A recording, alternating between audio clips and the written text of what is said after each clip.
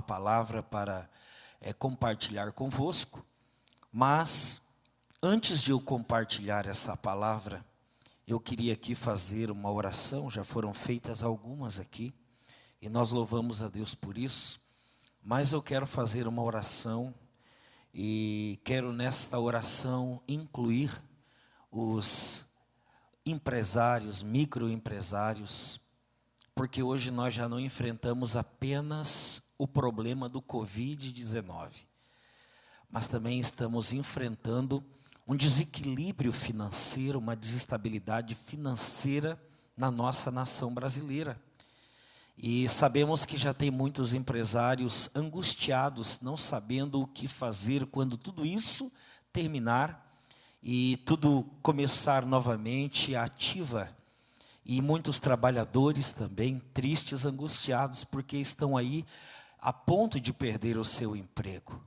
Vamos pedir a Deus nessa oração, para que Deus dê uma saída, para que Deus dê um norte para todos os pequenos, micros, grandes empresários, médios empresários.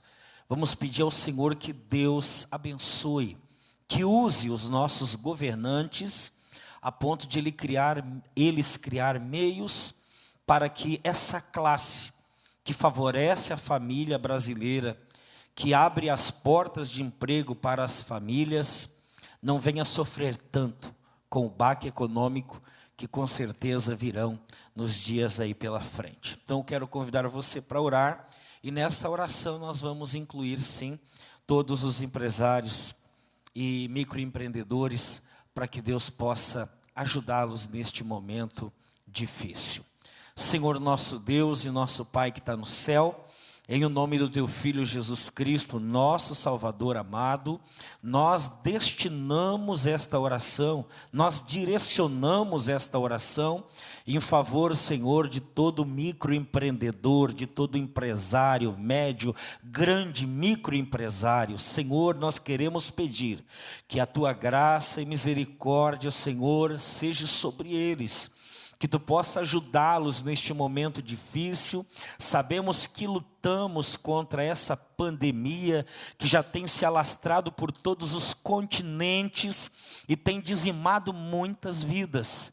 Mas além deste inimigo silencioso, dessa doença cruel, desse vírus que vem assolando muitos países, nós queremos também orar agora, pedindo ao Senhor, que o Senhor ajude, Senhor, todos os empresários que abrem as portas de emprego, que acolhem trabalhadores, trabalhadoras que geram, Senhor, emprego e trabalho para muitas famílias, pois é daí que vem o sustento, é daí que vem o giro da economia de um estado, de uma cidade, e por que não dizer de uma nação e mundo. E nós queremos, Senhor, te pedir que Tu abençoe, ajude. Sabemos que quando tudo isso terminar, essa quarentena terminar e a vida voltar ao normal, sofreremos sim um grande impacto na economia mundial, nacional, estadual e também municipal. Mas nós queremos uma saída, uma resposta,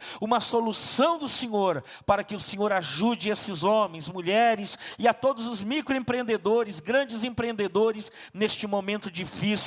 É a nossa oração em nome de Jesus. Amém. Que Deus vos abençoe, e nós continuaremos sim orando para que Deus venha, agir em meio a este caos em que essa pandemia ela proporcionou no mundo, pedindo primeiramente para que a cura venha rápido, e as pessoas possam aí ser curadas através do tratamento, enfim, de todos os meios que forem proporcionados. Mas também continuaremos orando pela economia do nosso país, e nós estaremos intercedendo sim. Queridos, eu gostaria de nessa noite, rápidas palavras, compartilhar convosco, você que nos assiste aí, acredito que já está com saudade do culto, Quantas reuniões já se passaram que nós não estávamos aqui, reunidos naquela coinonia maravilhosa, mas estávamos em casa. É claro que em casa dá para cultuar ao Senhor, há possibilidade sim de adorarmos ao Senhor, mas aquela reunião dos santos, aquela coinonia da igreja, aonde nós nos reunimos para adorar o Senhor, essa também é muito importante para nós. E acredito que você já está com bastante saudade desse culto, né?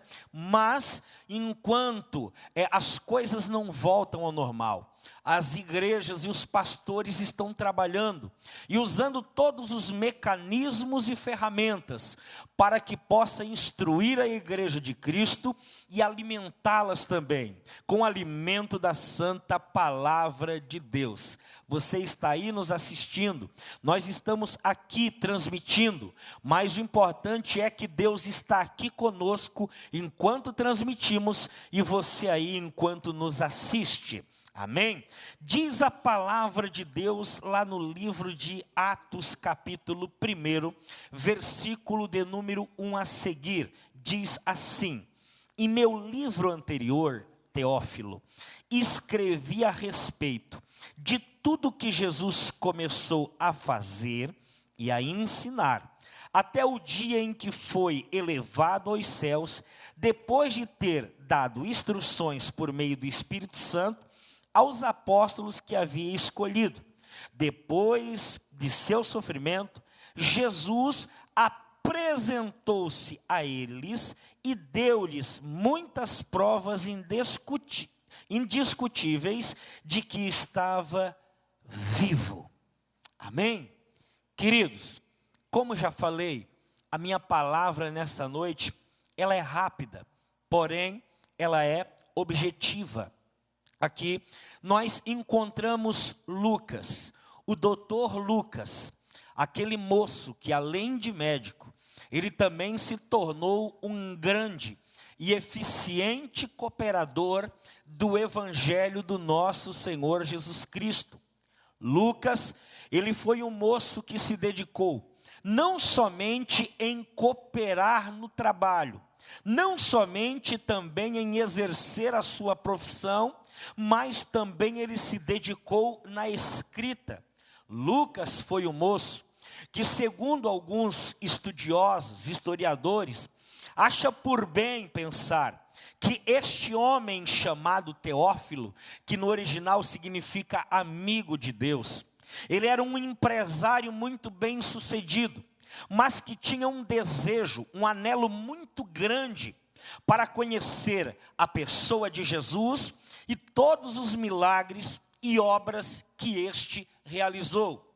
Estando ele envolvido em sua vida secular e não podendo fazer essa busca que tanto queria, ele resolve então investir na vida deste jovem, vendo que esse jovem tinha um potencial, vendo que esse jovem era um moço estudioso e vendo que ele faria um trabalho excelente, Teófilo resolve patrociná-lo, financiá-lo, a ponto de que Lucas viajasse por todos os lugares aonde Jesus passou e colhesse todas as informações necessárias a respeito da sua vida, do seu nascimento, do seu crescimento, do seu ministério, da sua morte e também da sua ressurreição. E Lucas vai começar então esse trabalho. E nesse trabalho árduo, Lucas vai reunir muitas informações a respeito da vida e ministério terreno de Jesus, a ponto de que ele vai escrever um evangelho, segundo vai levar o seu nome como título do livro. Por quê? Por conta dessa atividade de pesquisa que ele investiu nesses dias. Mas não para por aí. Após ter terminado este trabalho, este primeiro tratado, que era o evangelho que leva o seu nome como título, Lucas também vai agora se dedicar a um novo trabalho, que é um segundo tratado, o livro de Atos dos Apóstolos. E aqui no livro de Atos dos Apóstolos, Lucas ele vai começar de uma forma muito categórica, dizendo para Teófilo que ele já tinha feito o primeiro tratado, contado a respeito de tudo que Jesus havia feito e também havia ensinado. E aqui neste versículo primeiro, eu já começo a aprender algumas coisas a respeito de Jesus. Primeiro, Lucas vai ser enfático ao dizer: tudo aquilo a respeito do que ele fez e do que ele ensinou. O nosso Senhor Jesus, ele era tremendo e ele também era completo nas suas obras. Ele fazia e ele ensinava. Ele ensinava de uma tal maneira que as multidões viajavam noite inteira para ouvir as suas palavras. Ele ensinava de uma tal maneira que as pessoas não se importavam em se assentar no chão para ouvir as suas pregações. Ele ensinava de uma tal maneira que os próprios doutores da lei e os escribas se maravilhavam, olhavam um para o outro e diziam entre si: quem é este que ensina com tanta autoridade? E eles concordavam entre si que os ensinos de Jesus não eram um ensino vazio, não era um ensino sem fundamento, a ponto de eles mesmos dizer que esse que nos fala e esse que nos ensina, ele fala como quem tem autoridade.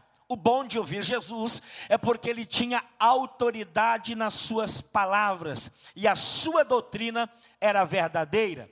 Lucas vai dizer que ele ensinava, mas também que ele fazia. Fazia o que, pastor? Ele fazia tudo aquilo que fosse necessário fazer. E se nós olharmos o percurso que ele traçou, em todo o seu tempo de ministério, nós vamos ver que Jesus, de fato, ele fez muita coisa. E aí, Lucas então vai começar a falar ainda nos versículos seguintes, que este Jesus, ele deu provas indiscutíveis de que de fato tinha ressuscitado, para quebrar aquela teoria, para quebrar aquela argumentação, de que romanos e fariseus estavam dizendo que o corpo dele havia sido roubado, de que uma turba de judeus que lhe seguiam saquearam o túmulo e levaram o seu corpo, e não sabe-se para onde levaram. Lucas vai deixar claro aqui em Atos capítulo 1, versículo 1 a seguir, que ele deixou muitas provas indiscutíveis de que de fato ele tinha ressuscitado. Se de fato Jesus ressuscitou, nós não estamos aqui falando apenas de um Messias que morreu, mas nós estamos aqui nessa noite falando de um Messias que ressuscitou. E você pode adorar a Deus aí na tua casa, porque o Cristo que tu serve, ele morreu. Isso estava traçado, isso estava na programação do plano da salvação, mas ele também ressuscitou. E na sua ressurreição, não precisou ninguém ir lá saquear o túmulo, não precisou ninguém lá com uma turba de judeus para roubar-lhe o corpo. Aconteceu de forma muito simples. O Evangelho de João, capítulo de número 20 e 21, e o Evangelho de Mateus, capítulo 28, vai nos contar como isso aconteceu. Era no domingo de manhã bem cedo, Maria Madalena e a outra Maria estavam com o coração cheio de desejo de ir até o local aonde ele havia sido sepultado. Concordaram entre elas, pegaram as especiarias e foram até o local. Mas Mateus capítulo 28, no meio do caminho elas iam conversando e dizendo entre si: nós temos o perfume, nós temos o unguento, nós temos a mirra, nós temos a especiaria, mas tem um problema. O túmulo está selado, e lá naquele selo está o símbolo da autoridade máxima romana. Ninguém pode rompê-lo. Quem romper aquele selo vai ter que prestar contas com o Estado e também com o Império Romano. Segundo, tem uma guarnição de soldados fazendo vigilância na entrada do túmulo. Terceiro, tem uma pedra gigante. Então nós temos tudo o que precisamos, mas lá diante daquele túmulo tem uma pedra que nós não podemos removê-la. Aí uma perguntou para a outra: quem removerá a pedra que está na entrada do sepulcro? E essa pedra aqui, irmão, ela me ensina muita coisa, porque existe pedra que podemos tirar, mas existe pedra que só quem tira é Deus. Olhamos para a história de Lázaro e vamos ver Jesus diante do sepulcro dizendo: tirai a pedra. Aquela pedra era uma pedra que o ser humano precisava tirar. Aquela pedra era uma pedra que o homem deveria remover. Mas quando vemos essas mulheres chegando diante do sepulcro, essa pedra o homem, a mulher não podia removê-la. Só quem podia removê-la era Deus. E eu venho aqui nessa noite te dizer, através dessa transmissão, melhor, eu quero profetizar por essa palavra, que toda pedra que está na tua frente, pedra que até hoje tu não conseguiu tirar, porque não há possibilidade, não há recurso humano, não há condição física, não há poder aquisitivo de tirar, essas pedras que estão diante de ti, te prepara. Deus vai sim remover essas pedras que estão diante de ti. Elas queriam encontrar o Salvador. Elas queriam pela última vez ver o seu corpo. Elas queriam pela última vez cumprir uma tradição, embalsamar o corpo do Messias. Era uma oportunidade para chegar pertinho dele mais uma vez, mas tinha uma pedra impedindo. E naquele dia, era o dia especial que Deus tinha falado, que no terceiro dia, ele haveria de ressuscitar. Quando elas chegaram diante do sepulcro, alguns discípulos que estavam ali, desistiram e foram embora, mas elas ficaram na porta do sepulcro. João vai dizer isso, mas Mateus 28 vai dizer, que quando elas chegaram lá, a pedra tinha sido removida, os soldados tinham sido colocados para dormir, e o selo romano havia sido rompido. Selo romano representa a lei da terra.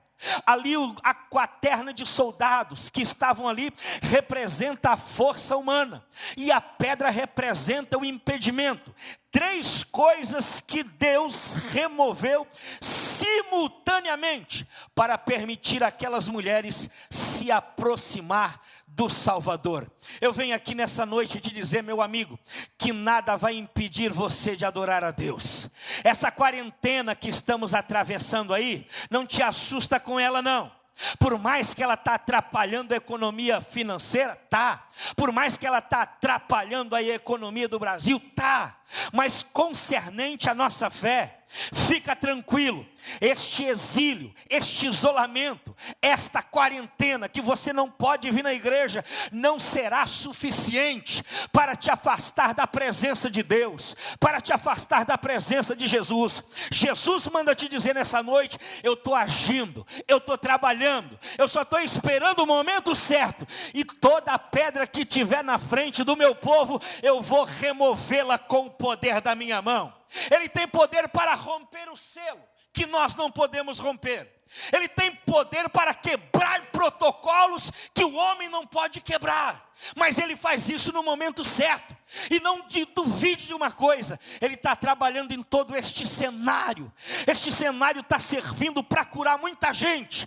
Mas Jesus vai agir no tempo certo. Vai quebrar muito protocolo estabelecido pelo homem. E vai te dar a oportunidade de se aproximar de Deus mais uma vez, diz o Senhor.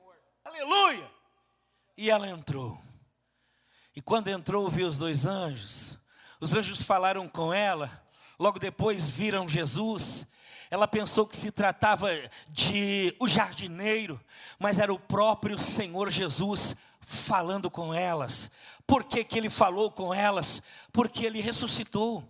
E um Deus que ressuscitou e está vivo, ele fala. É por isso que estamos aqui nessa noite, é porque ele vive. E se ele vive, ele falou através desses louvores. Se ele vive, ele falou através das orações aqui que foram feitas. Se ele vive, ele falou através de toda a programação. Se ele vive, ele está falando também através dessa palavra nessa noite. Te prendeu aí na frente deste celular, Ele te prendeu aí na frente dessa live, porque precisava falar contigo hoje. Fica tranquila, fique tranquilo, eu estou quebrando alguns protocolos, eu estou fazendo algumas coisas que a princípio o ser humano não vai entender, mas eu estou removendo a pedra hoje, para trazer o meu povo para perto de mim mais uma vez. Mas não para por aí, porque a Bíblia Sagrada, e eu quero parar por aqui, é claro, porque não tenho tempo para discorrer todas as aparições que ele realizou, foram muitas. Ele tinha pouco tempo, isso é fato. Ele tinha só 40 dias para visitar alguns lugares, encontrar algumas pessoas e subir aos céus. Então era pouco tempo, mas nesse pouco tempo, ele apareceu para muitas pessoas, deixando provas incontestáveis de que de fato ele tinha ressuscitado e que estava vivo. Primeiro, ele vai aparecer para Maria Madalena, uma mulher pecadora, desprezada pela sociedade e considerada como lixo e escória daquela época. Ele aparece para esta mulher. Uma mulher que aos olhos da sociedade da época não tinha muito valor, mas aos olhos de Deus valia muita coisa. E eu quero dizer para você que Deus, através do seu Filho Jesus, Ele não avalia as coisas como a sociedade da atualidade avalia.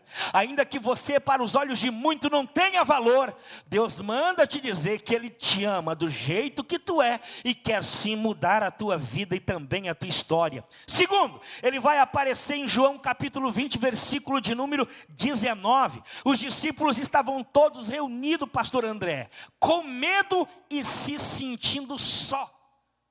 Se na primeira aparição, ele aparece para uma mulher desprezada, desvalorizada, agora na sua segunda aparição, ele vai aparecer para um grupo de discípulos que estavam com medo. E Jesus manda eu te dizer aqui nessa noite, Ele está chegando aí para tirar todos os teus medos. Existem pessoas que já perderam o sono, existem pessoas que estão se dopando para poder dormir.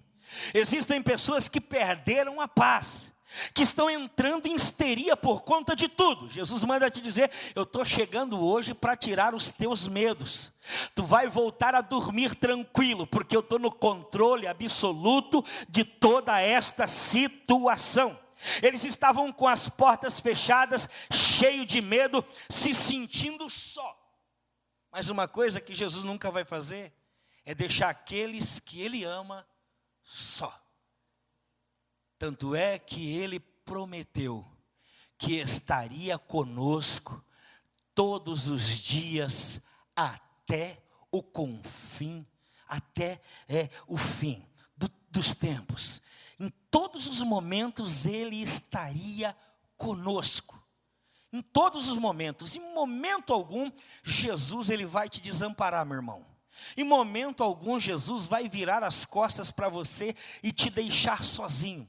Ele sabe que sozinho tu não pode, Ele sabe que sozinho tu não consegue, Ele sabe que sozinho tu morre, Ele sabe que sozinho o mundo vai te tragar vivo. É o que o salmista disse, ora diga a Israel, se não fora o Senhor que estivesse ao nosso lado, o mundo já teria nos tragado vivo. Nós podemos até ficar com medo, mas não estamos sozinhos. Nós podemos até ficar temeroso, mas nós não estamos sozinhos.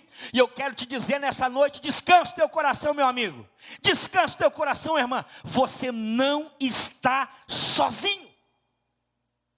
Ele está contigo, em todos os momentos, para te ajudar. E terceiro, eu paro por aqui, mas eu preciso frisar, que ele aparece primeiro para Maria Madalena e outra Maria, ele aparece em segundo para os discípulos medrosos e com medo, se sentindo só, mas em terceiro ele aparece para Tomé, um homem que por muito tempo acreditou e por um pequeno momento deixou de acreditar.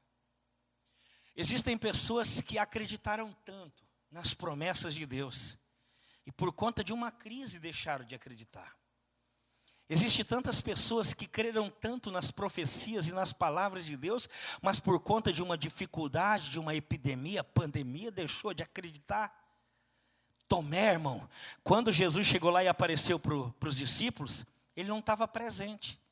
Jesus foi aparecer para Tomé 8 dias depois. Mas interessante é que ele chegou lá, apareceu para os discípulos, Tomé não estava, e ele voltou por causa de Tomé. Ele não desqualificou, ele não rejeitou, ele não lançou Tomé na lata de lixo, apenas porque estava com medo, apenas porque deixou de acreditar. Ele chegou lá, fez a leitura, no mínimo ele disse assim: Tomé não está aqui, mas eu vou voltar aqui para restaurar a fé e a confiança de Tomé mais uma vez. E Deus manda te dizer nessa noite, que além de te tirar o medo, Ele está restabelecendo e restaurando a tua confiança mais uma vez.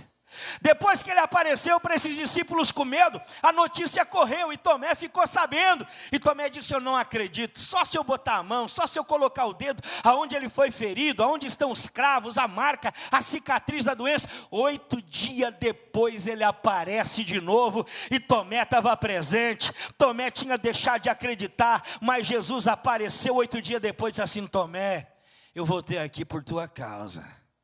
Tu não estava acreditando que era eu, né? Toca aqui do lado para te ver a marca da lança. Toca aqui na mão para te ver os cravos dos pregos. Toca no pé também se tu quiser. Olha, Tomé, sou eu. Seja crente, acredite, tenha fé. Não fique assustado por tudo que aconteceu e está acontecendo, porque isso é necessário acontecer. Mas tenha fé, Tomé, acredita, porque eu preciso de ti.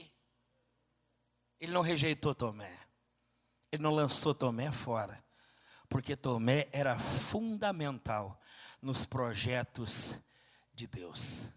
Eu não sei se hoje eu prego para uma Maria Madalena que foi desprezada pela maioria.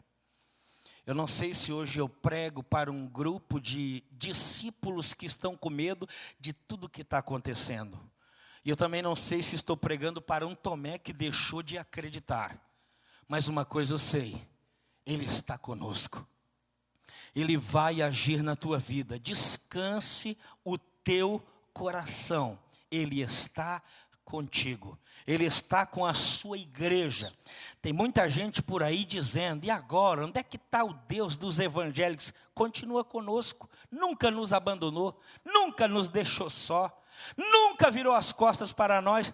Onde é que está eles? As igrejas deles estão fechadas, não pode mais fazer o culto no aglomero de pessoas. Ei, meu amigo, não te esqueça que igreja não é só essa 4 paredes. Igreja é o meu lar, é a minha casa, é a minha família junto comigo, adorando e bendizendo o nome do Senhor. A igreja fechou o templo, mas o corpo místico de Cristo continua de pé adorando a Deus e de joelho dobrado, orando pela nossa nação, porque Jesus nunca nos abandonou. E eu quero orar por ti agora. Eu vou encerrar aqui a minha fala e a minha participação, mas eu quero te dizer: creia, Ele está vivo e Ele está conosco. Nem tudo está perdido. Ele não nos abandonou. Não, Ele continua conosco. E você está dentro do plano, você está dentro do propósito, você está dentro do projeto. Não deixe esse medo te tirar de dentro do propósito de Deus. Não deixa essa preocupação que está assolando a tua vida com o amanhã te desestruturar na fé. Acredite que o choro pode durar uma noite, mas a alegria virá no amanhecer. Eu acredito que depois de tudo isso sairemos mais crentes. Eu acredito que depois de tudo isso sairemos mais fortes do que nunca. Eu acredito que depois de tudo isso sairemos mais cheios de fé do que antes. Sairemos mais guerreiros e determinados do que nunca. É mais uma que o adversário vai perder.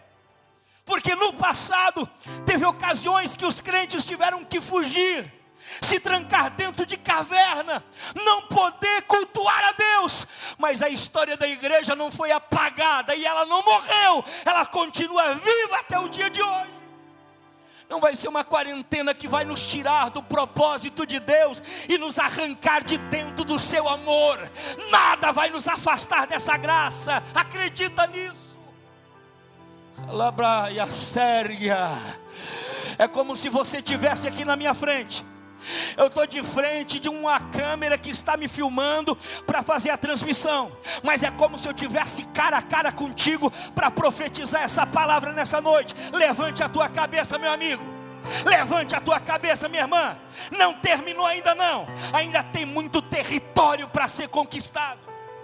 Ainda tem muita coisa para ser feita. Ainda tem muita vida para se converter. Ainda tem muito milagre para acontecer e bênção para alcançar.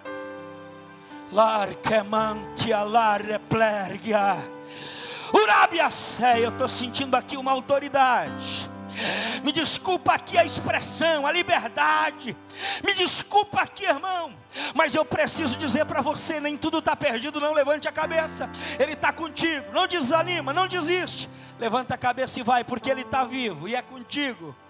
Senhor nosso Deus e nosso Pai, você que está aí, Alá, Camandéria, Tcheriquia Prominança, de Camanai Telepressé. Eu estou sentindo aqui que a graça de Deus está te visitando aí nessa noite.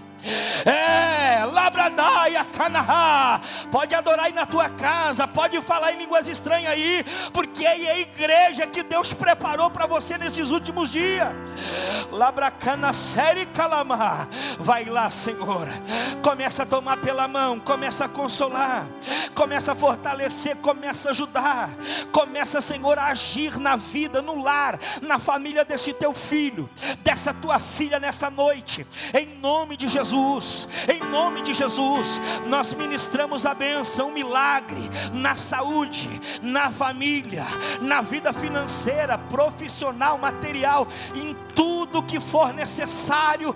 Estende a tua mão, que nesse período de crise não falte o pão, não falte o alimento, não falte o teto, não falte o abrigo, não falte a alegria, não falte a coragem, não falte o ânimo. Receba de Deus aí, em nome de Jesus. Eu ministro na tua vida a bênção de Deus, em nome de Jesus. Seja abençoado.